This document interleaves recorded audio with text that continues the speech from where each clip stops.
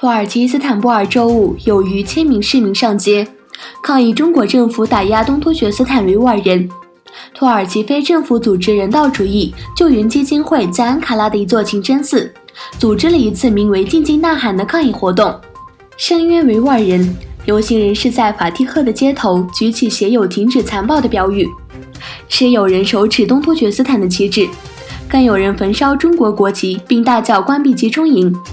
人群在伊斯坦布尔举着制止残暴的横幅，并呼喊“中国刽子手滚出东突厥斯坦”、“东突厥斯坦并不孤单”等口号。土耳其非政府组织人道主义救援基金会主席布伦特·伊尔廷在一份声明中说：“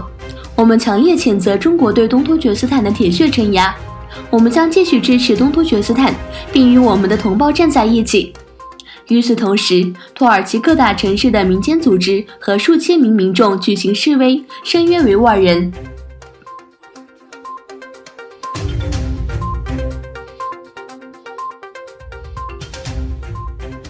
瑞典议会通过了一项决议，规定对华关系应采取更强硬的立场。根据瑞典维吾尔教育协会执行长尼卡特·托尔根提供的信息，12月12日至13日，在瑞典议会举行了关于维吾尔问题和东突厥斯坦集中营的会议。12月17日，瑞典议会通过了一项决议，规定对中国采取强硬立场。中国以瑞典政府和媒体为目标，以及东突厥斯坦和其他地区的侵犯人权行为，是瑞典议会投票通过该法案的主要原因。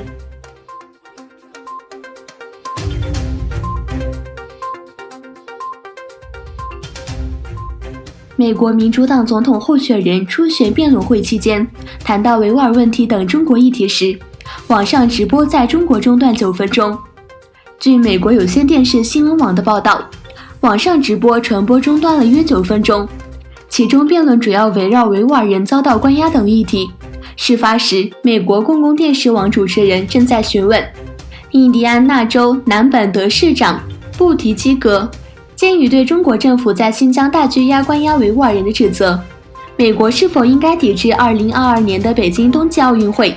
布提基格批评说，特朗普在中国人权记录问题上做得不够，让中国知道特朗普的沉默是可以被收买的，这是在贬低美国的价值观。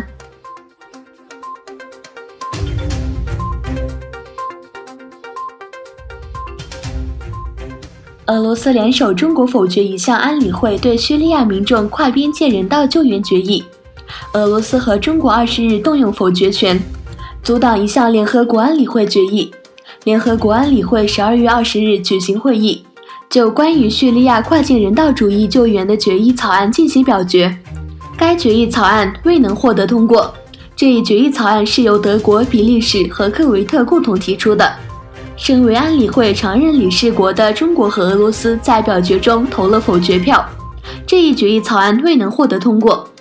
该决议原本将对400万叙利亚民众延长1年的跨边界人道救援。